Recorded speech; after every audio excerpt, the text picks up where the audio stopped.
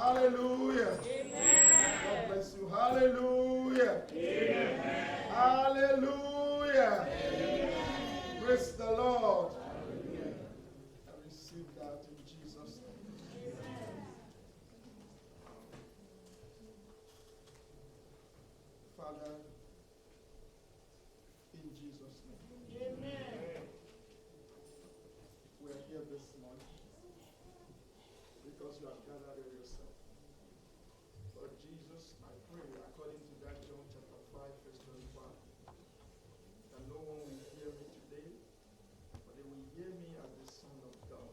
Amen. Whosoever that hears me today, O Lord, shall live in the name of Jesus, Lord. In every situation, we will obey the voice of the Lord in the name of Jesus, Lord. I pray that today you will heal and you will set the captive free. Amen. Oh Lord, in the name of Jesus, Lord. Amen. Thank you, Heavenly Father. In Jesus' mighty name we pray. Amen. In Jesus' mighty name we pray. Amen. In Jesus' mighty name we pray. Amen. That was a very powerful prayer and the ministration from choir. I feel we should take that song again. I feel like power from above. Oh, power from above. Oh, power from above. I say power from above. Oh, I believe. I receive power from above. Oh, I believe.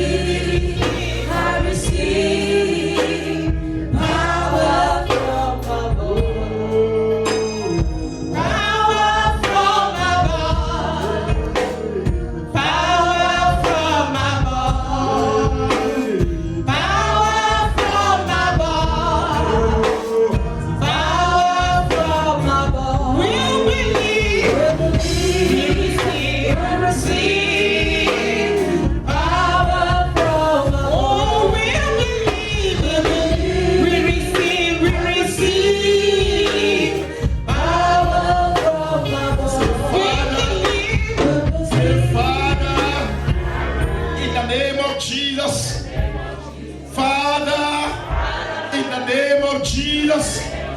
By the power inside the name of Jesus, everything that is limiting me today in the name of Jesus, I exercise the power in the name of Jesus, and I command you, live in Jesus' name. I believe it and I receive it in the name of Jesus, Lord.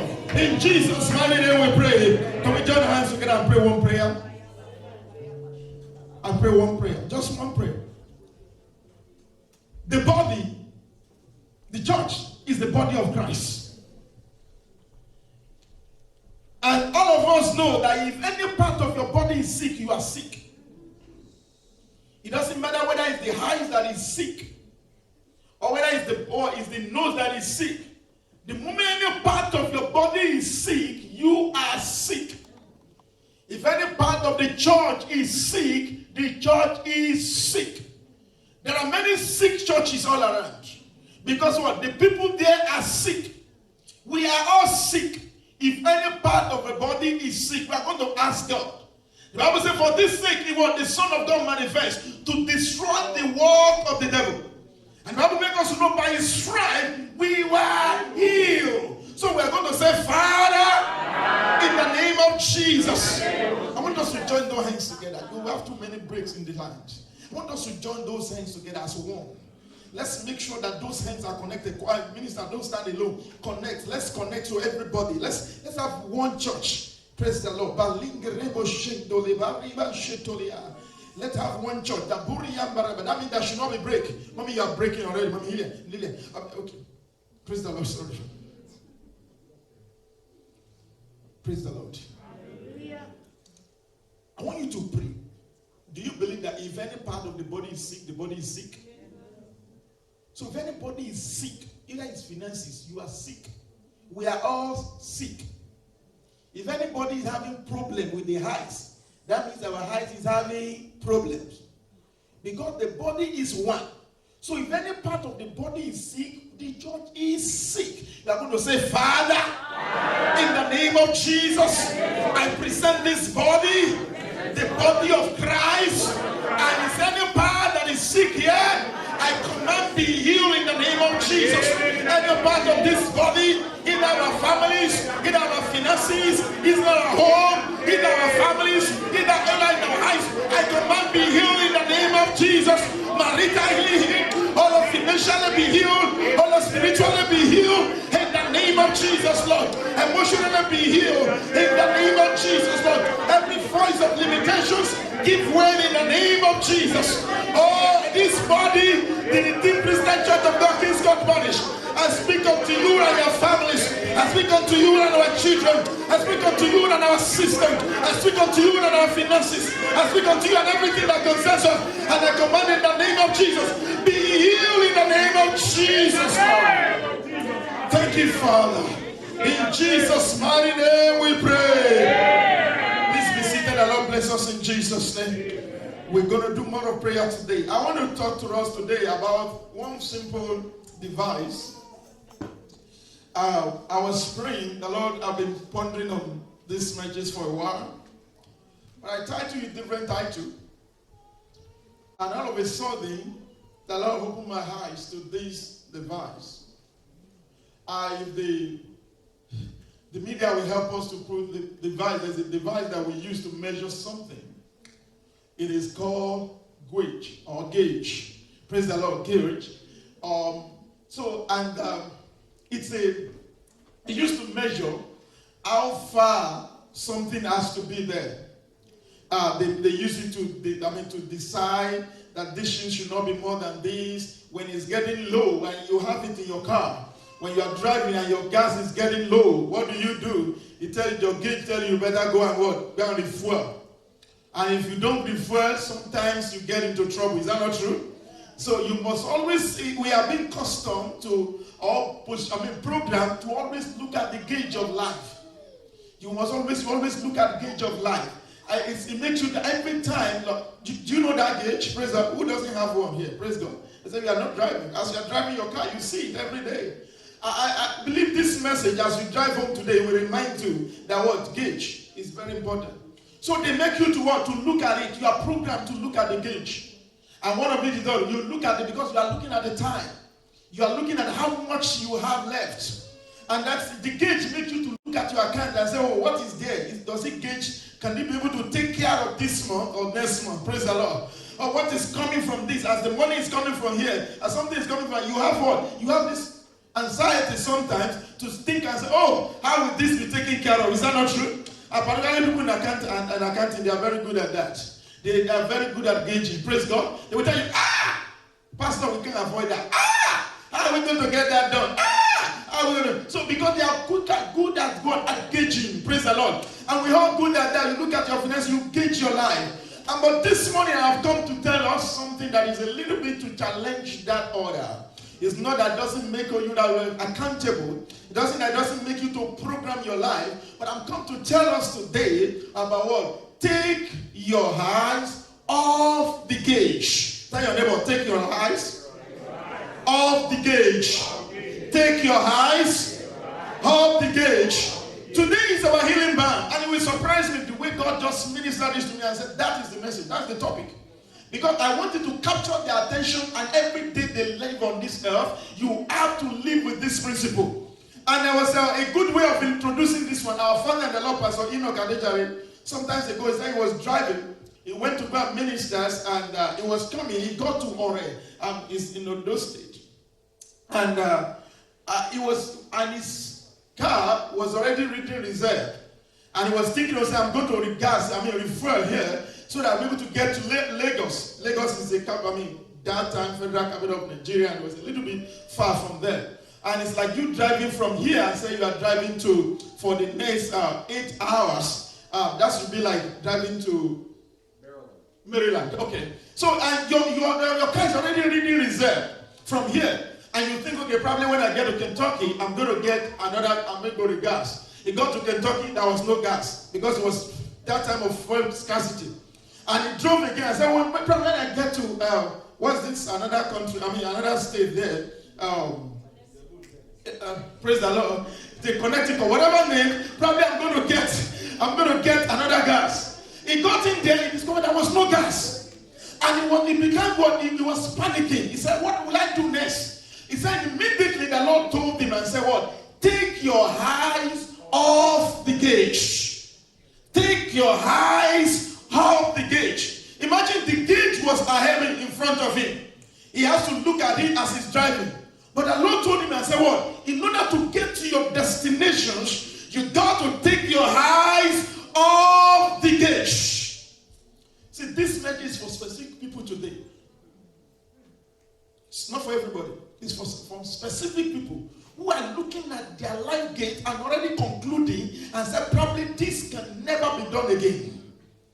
The Lord is here to tell you that the only thing I am here to remind you of, take your eyes off the gauge. The reserve is enough to take you to your destinations. The little is enough to take you to your destination. It may not look as if it's big enough, but the Lord will work. By his hand with it, he will take you to what? To the finish line. He just put it, and I remember another story. It's also very, very interesting. The founder of this church, but that's Pastor Josiah. Something happened to him a long time ago. He said, how many of us, some of you have heard it, about a soup of pot of meat. And they said, the man, they don't have money. And the little meat they have left. And he said, Daddy, God, so we are not going to eat meat again. There is no money and there's not, God said, okay, no problem. Tell your wife that where they store the pot, that anytime she goes there, she should just use that spoon, scoop something out, and whatever she desires in her heart, if she wanted to eat the goat meat, and she put the spoon, she should scoop it, but she should make sure she doesn't look inside the pot. So she did it first time. She discovered that she wanted to eat goat meat, and she fetched goat meat, and they had. The following day, if we want to eat turkey, she desired it. She put a spoon inside the pot, and she got what she wanted.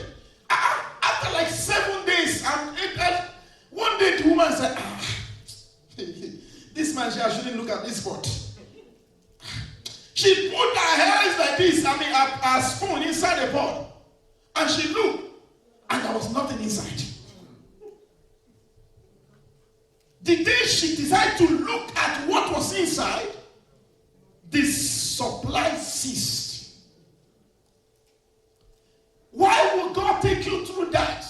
Because God wanted to, it was a test. Whether you can trust me with your eyes closed and you still get to your destination. With me by your side, even when you cannot predict what is next, can you believe me enough that I will take you to where you are going? So she was able, the day she looked at it and the thing finished. That's why I'm telling you, this message is for somebody. What is it? So taking your eyes, so the gauge is set what? As something that, as an instrument for measuring. Like the gas gauge, we all know that tell you it is time to fill up. That if you don't fill up, you are going to be what? You are going to get into trouble. So what is taking your eyes off the gauge? What does it mean? So when your place of gauge, or when you place gauge over anything, you set a limit. Amen. Anytime you place a gauge over a thing, you set a limit. If I ask you to do budget, to go and buy computer, and all you think of, but before you set a budget, is you look at how much you are earning. Praise the Lord. And said, okay, then how much am I earning? Then how much am I going to be able to get to that? What are you setting? You are setting a gauge. It's just as simple like that. So it is a way of measuring to put a limit on something. So when you put the gauge over anything, you set a standard based on human expertise. You said, as far as this thing is concerned, it cannot get beyond this. It cannot take above this one. Even though there are still enough gases in from where it's coming from, as long as it gets to this place, it will stop. When David was saying, "Oh, thou anointed my head, and my cup runneth over," it was because it depends on how big the cup was. Do you understand that? It depends on how big the cup. The spot that we fill a 1 liter gas, cup, will be different from what we fill a 10 liter gas. Is that not true? Maybe what we fill you up this morning is just a little blessing and you'll be overflow. Maybe 5,000 is enough for you. Maybe by the time you look at the end of the year, you are going to make 50,000. You are okay. Praise the Lord. Your tank is full and overflows. Maybe by the time you look at me, maybe by the time I'm making $2 million, $2 million, it's, it doesn't meet my need. Based on what? Based on the things that I'm using my life, that my life is involving in. So it all depends on the gauge, on what you set as your limit. So when you set the gauge over anything, you set a what? A measurement. And do you know the Bible says your Lord can do exceedingly, abundantly, above what you can think or ask of him. So sometimes when you pray, you set a limit. When you pray, you say, God, just give me this car. This is the car I want. Just give me this small house. That is all I want. All you are doing as at that time, if that is all your expectation, you set a limit. Yes, sir. When you set a gauge, you set a time bound. You said that this is a time that which this thing must be achieved. So setting a limit limits you. Setting a limit limits you. And I want to tell you a story in the book of in Genesis chapter 17, verse 17 to 18. When God told Abraham, he said, Abraham, prepare. You guys going to have a child. And the Bible says Abraham busted into what? Into laughing. This man was, he was laughing at God. He said, God, you know what? The last time I checked, I am now 100 years old. The last time I checked, my wife, she's already 90 years old. It is impossible for these two to come together and have a child. Forget it. So as far as Abraham was concerned, he was setting the limit. The limit that had been prepared by human standards. That once you get to a certain age in your life, you will stop ovulating. That they will put a word, they say what? There's a menopause. Because they tell you and say from now onward, you cannot reproduce again. But who says so when the Lord said otherwise? When the Lord told them, said that 90-year-old woman will still be able to conceive and bear a child. I hear God specifically told me. He said one day that I should tell somebody here, take your eyes off your age. Amen. Take your eyes off your age. Take your eyes off your age, or else it will limit you. If you don't take your eyes off your age, it will reduce how much you can go. It will reduce how far you can go. Because with God, God is ageless. With God, he can do and undo. He can renew your days as that of eagles. He can cause a 90-year-old woman to conceive again. That means God did something. God reversed her age back unto her 30s. She was able to ovulate again. And now she could produce. Take your eyes off your age. Age limits you. Some of us have done it. Where's your head? Where's this one hitting you like this? It's because I'm getting to, you don't know, Pastor, I'm getting to 45. You don't know, Pastor, I'm 50. You don't know, Pastor, I'm 56. You don't know, Pastor, I'm this one. And I look at us. If you don't take your eyes off those age, it will keep you there. Our father in the Lord is 676. This man walked around for hours. He take time to all of, and he's enjoying his life. Some of us are just 40-something, 50-something, and you barely can walk. You barely can do some stressful work. All you're doing is, hey, Pastor, I'm getting old. Pastor, I'm this man. Hey!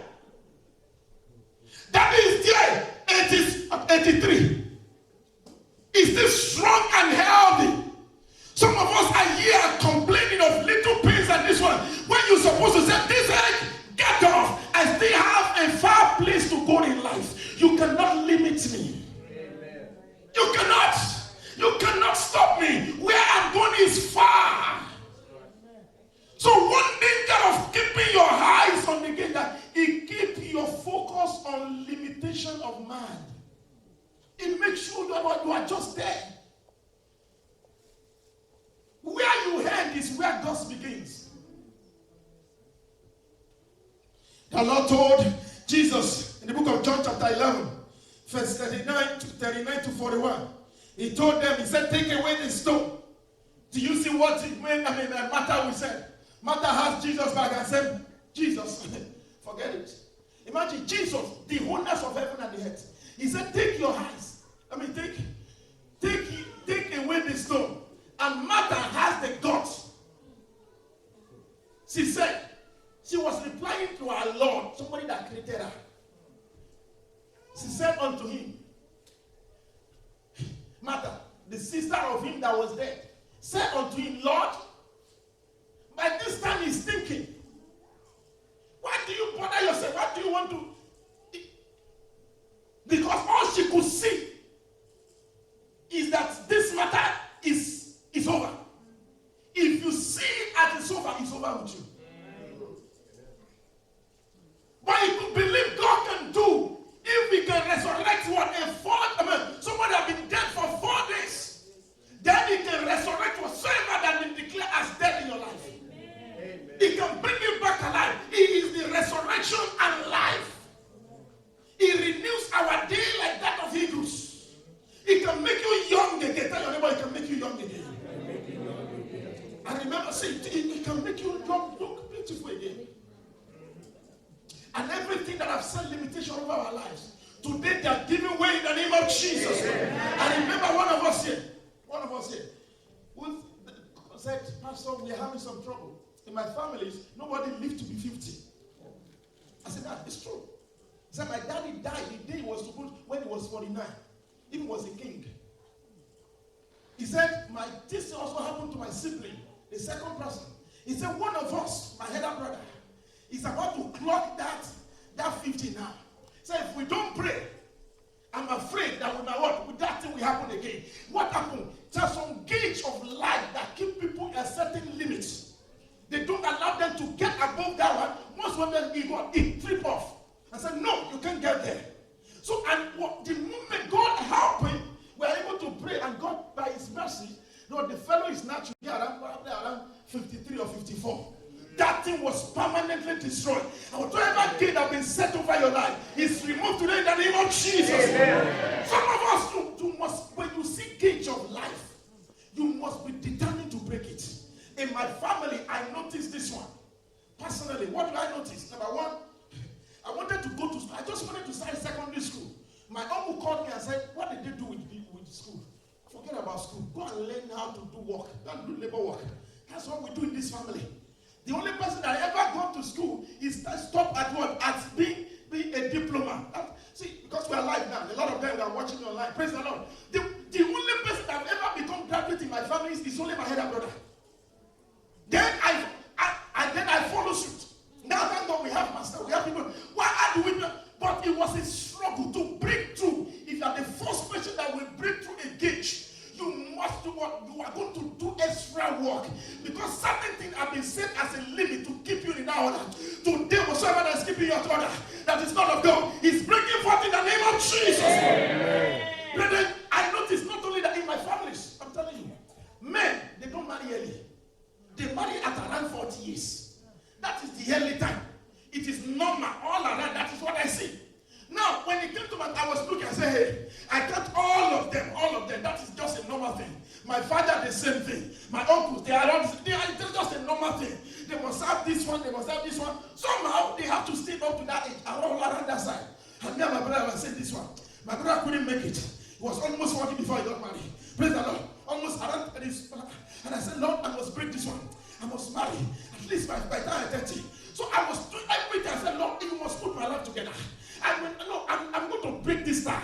I'm going to break this tie. I couldn't break it when I'm 30, but thank God I was not 40. Thank God I was not 35 because I broke it. I was able to break it. And now, as I'm telling you, I have somebody that is my age, that's senior me, he has not yet married. I just spoke to him this month. I said, what is wrong with you? You are everything about you is alright. I spoke to another person who is not married yet. He's in my family, they're born, doing very well, but yet there was nobody. They just, something will just happen to them, it will not work. It will not just work. 2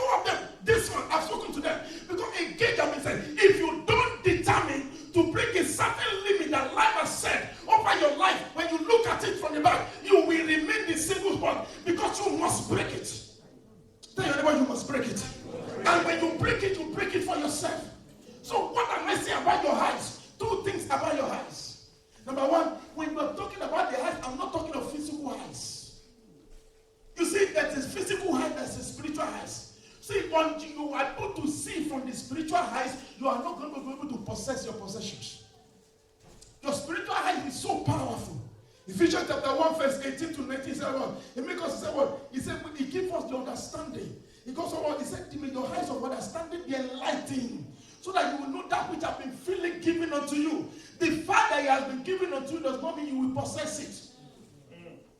You must possess it to have it. So number two things what? It creates panic and anxiety. Oh, danger of keeping your eyes on the way. It creates panic and anxiety. Some people pray some prayer out of anxieties. Because your eyes is on the gate. You say, God, I'm going to believe. Okay, no problem. Panicking. Do you see Genesis chapter 17, verse 18? Abraham prayed one stupid prayer. The prayer that I believe he had not prayed that prayer will not be where the world is now. Probably there will not be war in all these ISIS. He prayed one dangerous prayer there. The Lord told him, I said, I'm going to bless you. The real person is coming. Isaac is coming. He said, Lord, forget it. This age is on. He said, just bless Ismail. Let the blessing be upon the Ismail. And the Lord said, no problem. For your sake, I will bless Ismail. Since you asked for it, I will bless him. But the promise itself will still be on what? On Isaac. If God has not blessed them, maybe we are not going to be where we are. It was a wrong prayer. And some of our prayers say, yeah, Lord, this one is just okay with me. It's just okay. It's okay. No problem. God, I'm not annoyed. Let me just live my life like this one. You are getting to a point of what you are just.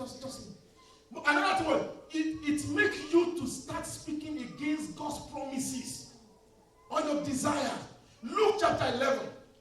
Praise the Lord. Luke, the book of Luke. Praise the Lord. Book of Luke chapter 1, from verse 11 to 7 to 20. There's a story there about this man, the father of John the Baptist. This man had been waiting on Elizabeth. Do you remember? They have been waiting, even when he was a prophet. They have been waiting on God for years for his wife to conceive. But now his eyes was already on his age and the age of Elizabeth. When the angel of God came and said, Zechariah, enough.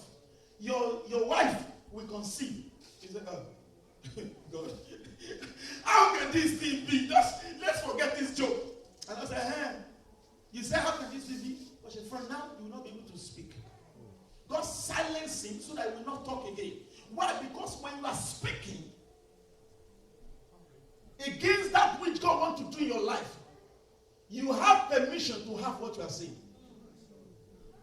It may not be what you want, but that is what you are saying.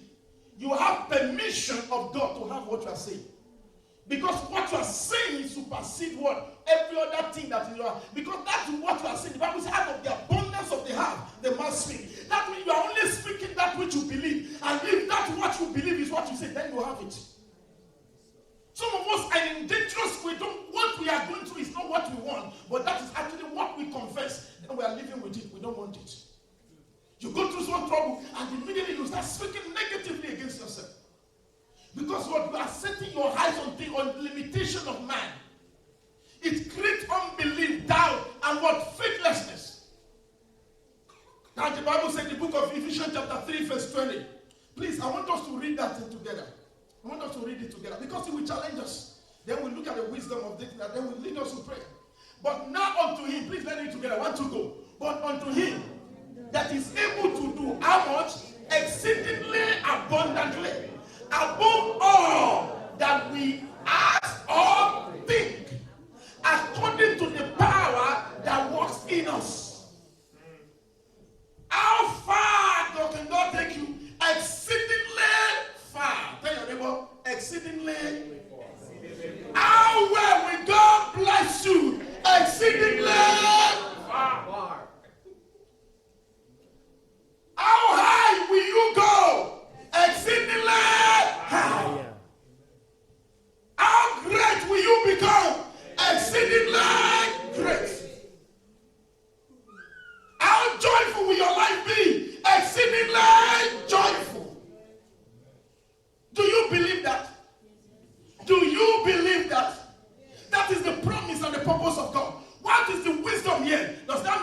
not set standard. No. It's able to become comfortable. To become comfortable outside of your comfort zone. You just enjoy God. Number 2, it helps you to take your rest in Christ. Hebrews chapter 4 verse 10. The Bible says, they that have entered into his rest, they have ceased from their own labor. A lot of children of God never cease from their labor. They are in Christ, they still labor. I showed us something like that ago. There are 3 women, some of them, a man came and said he wanted to help them. They carry load on their head. They carry loads and they are walking. They couldn't walk very well. And the man said, I have a truck. Can I help you? He said, no problem. The first person said, I can go inside. So she entered inside and she still went with her what? With her load on her head. She's still going about. She's in the truck. The other person said, no, I don't want to come in. It's only the third one that entered, and when she entered, she removed the load, she relaxed, and she started talking to the driver. And they are enjoying the walk. And the one inside the truck was, it's still heavy. You will carry it for long. Say, heavy, you carry it for long. Why? Because some of us are in Christ, but we still carry our burden ourselves. You still carrying the load of troubles. Instead of you to release it, God got your back. Forget, he asked you, rest. Tell your neighbor, rest. Rest in his covenant. Pronounce that which he said. Confess what he said. Believe it and go for it. It's yours. It helps you to fix your eyes on the finished work of Christ. He has finished it.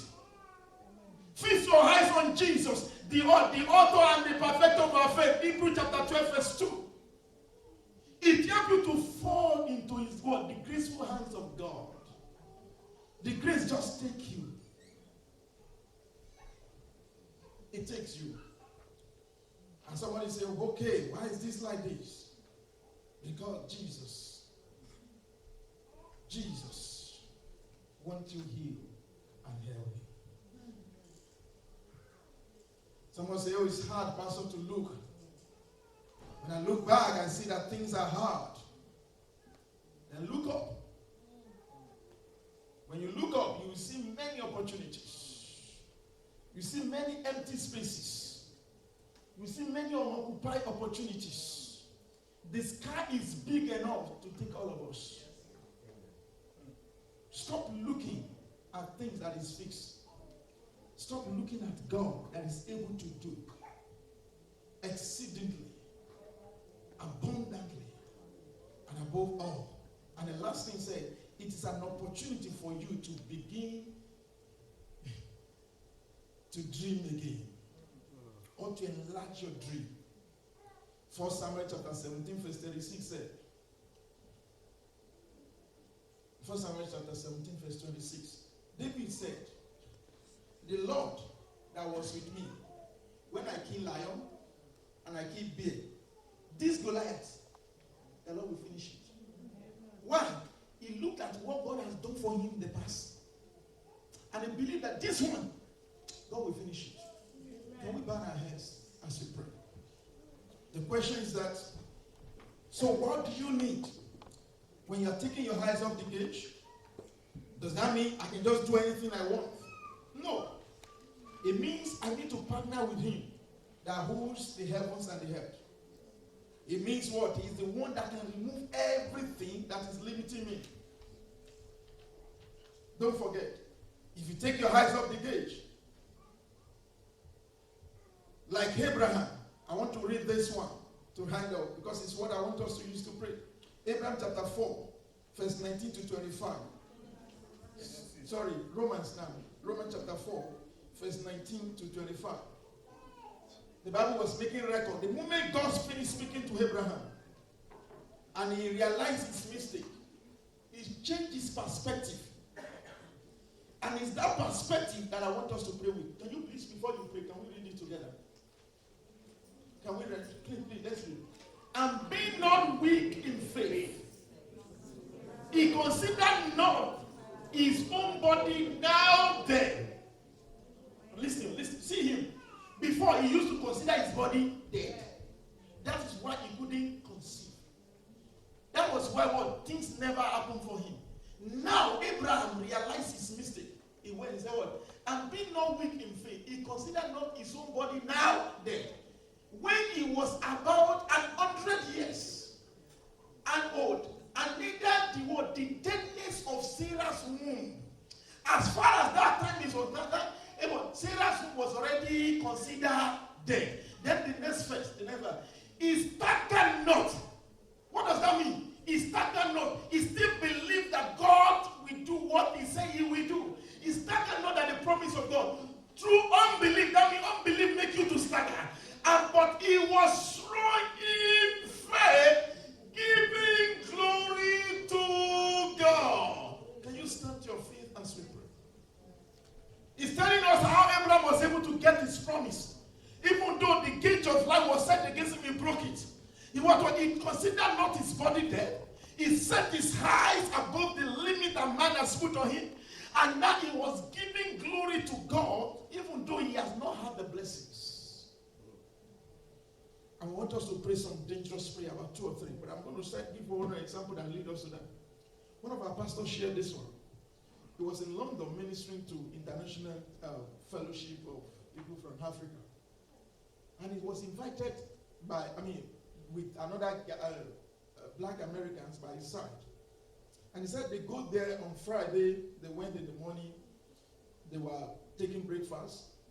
And this American man who was there was looking for Pastor Leke. He didn't see him. At dinner time, he saw Pastor Leke. They were eating together. He said, said, Pastor, he said, I didn't see you in the morning during the breakfast. He said, you don't take breakfast? He said, no problem. He didn't give him an answer. On Saturday, the man was there. He didn't see Pastor Leke. By the evening on Saturday, he saw him again and said, Leke, Pastor Leke, I didn't see you there yesterday. He said, you don't like breakfast? They have some good chicken. They have everything was fine. Pastor said, no problem. On Sunday, when the service was ended, Pastor Leke stood on the altar like this one. He said, I'm sorry, Pastor. I'm going to give you the answers of your 3 days questions. What is the answer? He pointed and he said, look at your back. And the man looked at his back. At his back was his what? His father and mother, who have been a missionary in the world, in Africa for probably around 20 years. Now, they are already there. His grandfather was also there, who had been a pastor before. He said, you see now, see your generational blessings. See your connection. See the people that what? This your father has broken some chains. It was easier for your father to enjoy it.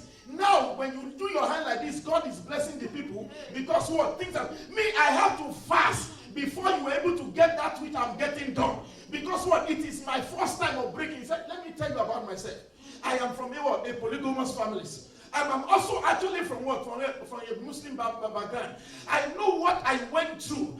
In my father's house, that's where we have the chambers. That's where we have the shrine. That is why we do all this one. I use my hair. I know how many sacrifices I've done by myself.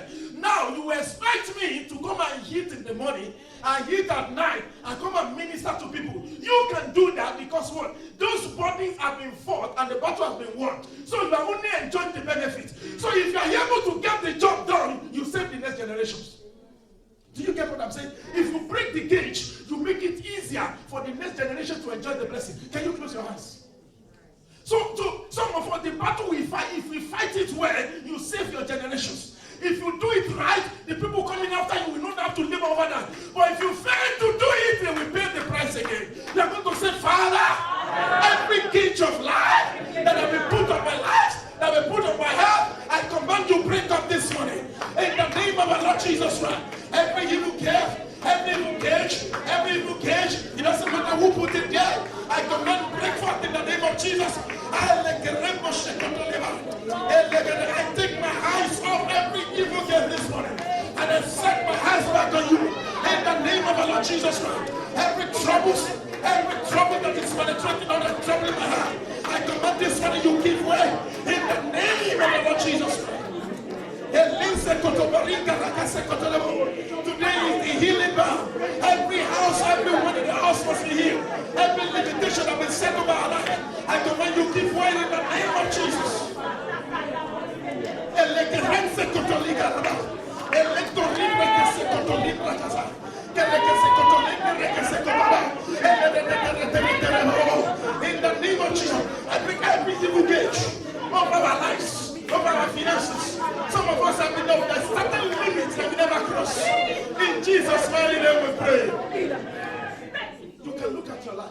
There's certain limits you always find it difficult to cross.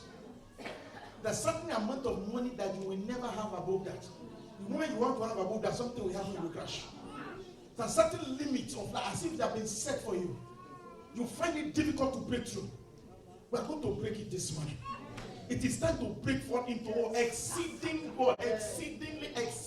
blessings, exceedingly glorious, exceedingly glorious. It is time. How many of us believe that this morning? Please, we just need 2 more minutes. Let's bless you in the name of God. You can see that there's a limit. There's a limit. A gauge has been set. You can set it. Anytime we are not, every second, if you want to be up to something will happen, it will crush down. Please, all eyes closed. I want you to just raise your hands unto Jesus. We are going to pray together. Everything that you can set that's a gauge. Everything. Sometimes when you start something, when you get to certain things, it will happen at that time. It's a gauge. It's a gauge that has been set by the enemies. They don't want you to break forth above that. It is a gauge. It looks very easy. They allow you to enjoy other things, but once you are getting to that peak, something will happen. It will not work. It will not work. Father! Say after me, Father! In the name of Jesus! Father! In the name of Jesus! Father! In the name of Jesus! Every evil gate that is set over my life, that is set over my finances, that is set over my career, that is set over my future, in the name of Jesus, I pray you in the name of Jesus. I pray on this one in the name of Jesus. I pray on this one in the name of Jesus. I pray on this one in the name of Jesus. I pray on in the name of Jesus. And I move forward in the name of Jesus. Over everyone here, I pray with you this morning. Please raise their hands up to God. Raise their hands up to God. The God that calls me, the God that gave me this word himself, every evil game that is set over your people, I agree with them to the Bible says 2 or 3 agree on something they think on this planet earth. It shall be done for us in heaven. Please, 1 minute, please close your eyes. If you are one of those, please let's come to front. Let's join those hands together. As a church, we are going to break it. Sorry, that's what God wants us to do. Let's just do hands together. We join those hands together, our hands. Let's come to the front and just join those hands together. And we're going to command every evil gate. Let's those ones that raise their hands, or that you notice there's a limit in your life. Certain thing is when you get to that thing will happen. It will just happen like that. Some people will just, it can even be marriage. You just a relationship. Once you get to that peak, something will happen. It will not work. It will not work. The family member I'm being careful because of it's the same thing. It's the same thing. It will get to certain thing. It will just happen. It will just happen. Just do hands together. We're going to say, Father, please come to the front. I want us to pray for them. To pray for them. It's not your business. You have to please come to the front. Join those hands together in the front. And let everybody of the church, let's join our hands together. These are part of the body. Any part of the body that is sick, we are all sick. Any part of the body that's going through trouble, we are all going through the same trouble. But today that joke must be broken. Please just say together everything that I've set limits. That I've said at certain time they get to that stage, something will just happen. It happens concurrently, as if every time it doesn't matter what you have been doing. Once it gets to that stage, it will happen that way. Today it must give way. That is the word of God. That is the word of God. That is the word of God. It's giving way today. In that name, we are going to say, Father. Join those hands together. Let's no hands left. Join the 2 hands together. We're going to pray for them as a church. As a church. Please join hands with everybody in front. Thank you, sir. Let there be no breaks. Please, I beg you, let there be no breaks. Let there be no breaks. We say, Father, in the name of Jesus, as a church of Jesus Christ, we place a demand for the release and the breakthrough of everyone, the devils, the evils, and set limits for them, and put gauge on their life, and we command their release, we command their breakthrough, we command their breaking forth in the name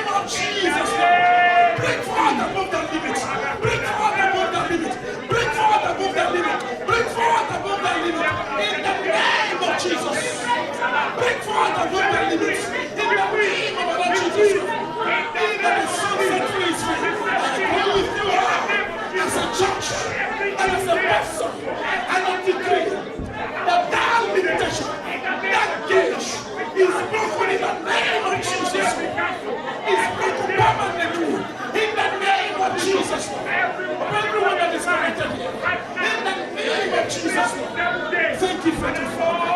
In Jesus' mighty name we pray. Upon the seal of God, which is the Holy Spirit, to seal this breakthrough that shall never be reversed again. In the name of Jesus. Thank you, faithful Father. In Jesus' mighty name we pray.